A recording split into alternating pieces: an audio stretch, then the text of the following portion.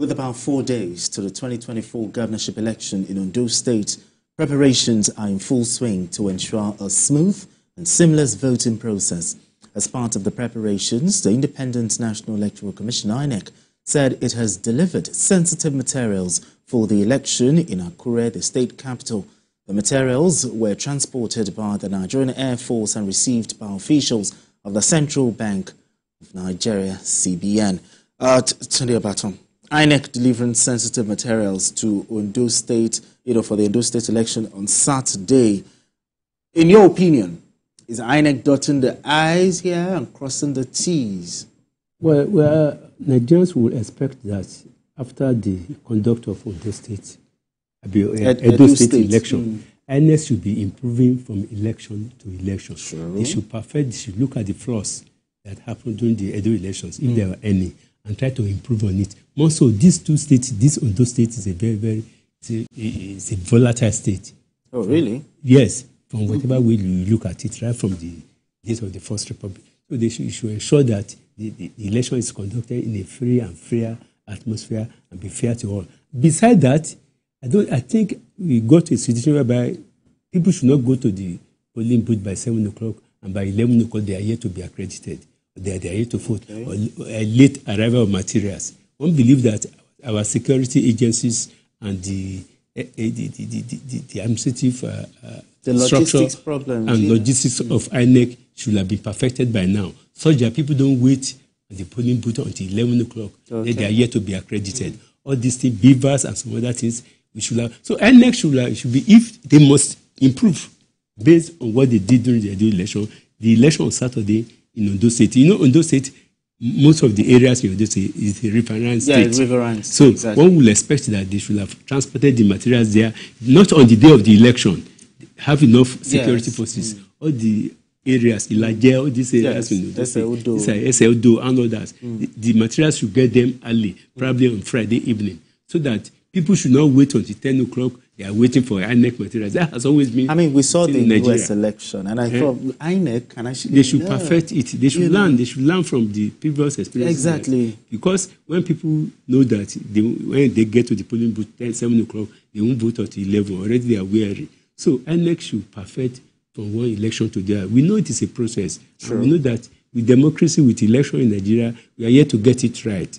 But I am looking for a situation whereby, without necessarily going to the polling booth, people can cast their vote. But I think in Edo State, I think they did quite well. In Edo State. I think. But there were still some, late arrival of materials. Yes. So I think INEC should try as much as possible to make sure that the election in Edo State is history. They should learn from the experiences of the past and they study the terrain. I am particularly interested about the fact that voting materials have to arrive the different areas, not on the day of the election. In order to, if you have any logistic problem, it should be resolved between Friday evening and very early on Saturday morning. Especially the river. You can imagine, yes, that of the inland ways. That is, you can know where you get to anywhere. More so, there won't be movement of people. But for river areas, it's very, very crucial. There shouldn't be any funny thing. They should make sure that the election, the logistics are perfected, so that people can only vote and be sure that their vote will count at the end of the day. What message do you have for the electoral umpire as we build up to the Ondo election? What message do you have for them? Well, I think not much really, because what is the responsibility of INEC? Its responsibility is to conduct elections. Sure. And good to know that INEC has been updating Nigerians on what it's been doing, so far, to the extent that it said about 17,000 ad hoc and regular staff will be manning the polls during that election. It said those people are already ready, and what we expect is that the INEC officials, both the ad hoc and the regular staff, will do the work they are expected to do without any fear of favor, and they will be loyal to the Federal Republic of Nigeria.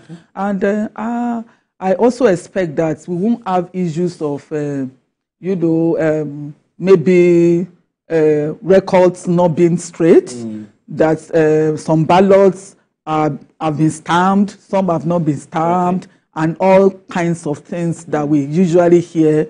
I expect that we won't be having that the ballot papers that will be used for this election will be the one deployed by the electoral umpire, and that's being done. I also expect that there won't be any fault with the beavers or whatever it is. The machines, everything will work well. And even when uploading results, we won't be having issues of IREF not working, glitches here and there. Discrepancies.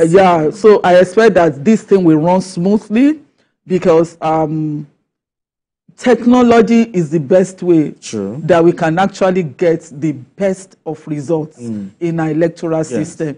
And the good news is that INEC has done it before. They've given us reasons to actually commend and hope in them. So I think they should just go ahead and ensure that this time around, even if anybody wants to contest election results, their own statistics will show that this is what transpires.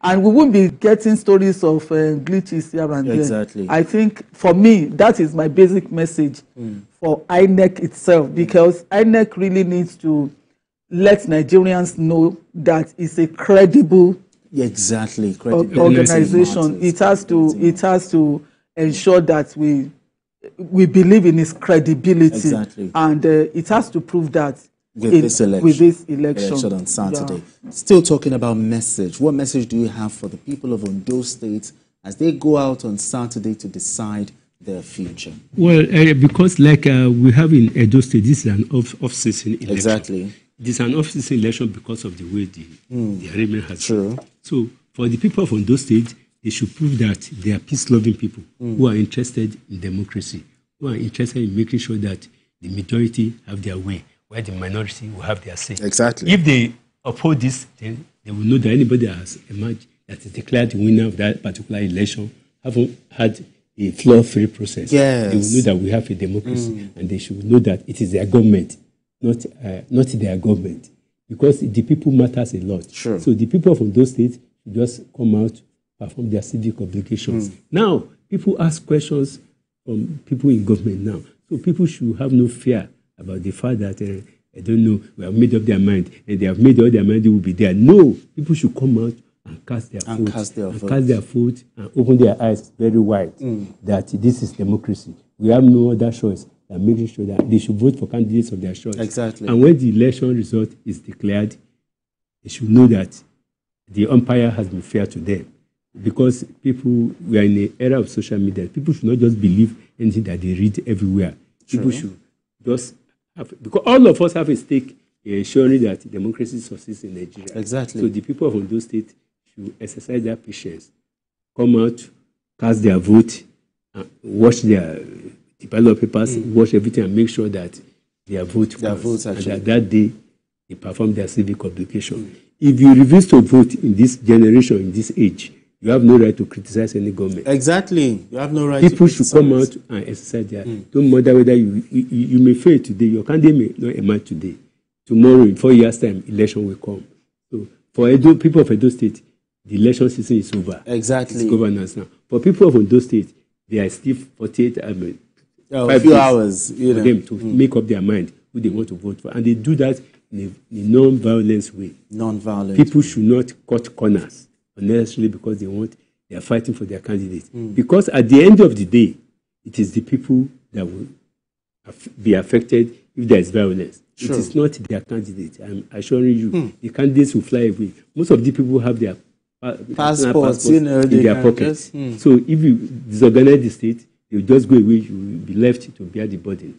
And in this area, we are in a period of economic difficulty. So people should just abide by the rules, play by the game, and not allow sentiments to override. Let them come out and perform their civic obligation. Do you want to add to that message to the people of the message, my message to them, I don't know if it is not too late. Well, I know that politicians just the way I read the report today that they already doling out spaghetti, rice, and vote buying in different kinds of ways and the rest. And they are going through community leaders' islands. And these are the things that actually affect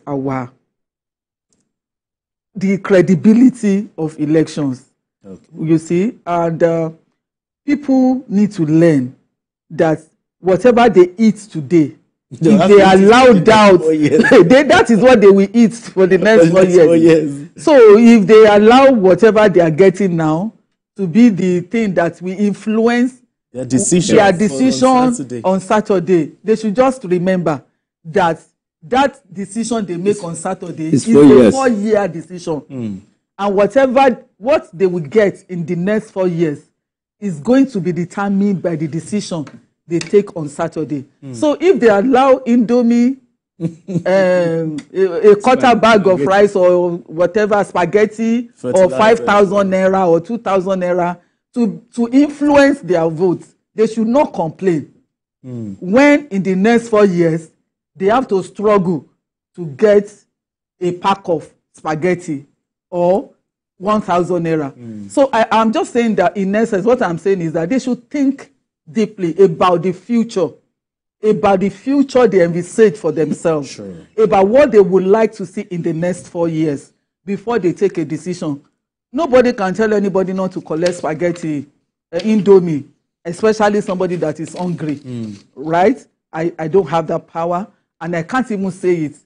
More so when our politicians have weaponized poverty for reasons like this. But people should also think beyond what the politicians are doing, because the politicians are doing their job, really. You as a citizen, you now have to ask yourself, what is my expectation from government? Exactly. And how do I get it? Who do I think will give me what I have, what my expectations are? And they should just cast their votes based on that. Yeah, we need to go on this break, though, but maybe just for 30 seconds, your message to security agencies as well, because that matters a lot. That's very important. Right now, they said they've deployed over, 43,000. And they also said Amoteku will not be. Yes. That's fine. That's fine by me. Because it's fine with It's fine by me because Amoteku is a state organ. And if it's there, you can be afraid of all this maybe partiality and stuff like that. Yes, our police, they are national troop, and they are expected to work in the interest of the people. Exactly. Yeah, from what the IGP has said, I think they have more than enough security personnel that are on ground for this election, and I believe that they are going to perform their job. Their job. All right, you want to just... People should not... just come out and vote and not cut corners. Because we have enough, because it is an off-season election, all eyes are on Ondo State. So people should just come out believing that security agencies are there to ward off anybody who may want to threaten them because vote for a particular candidate. People should vote according to their conscience, not according to their stomach. Not according to their conscience. Exactly. We need to go on this quick break, okay? And when we return, the conversation continues. It's still Journalist Hangout.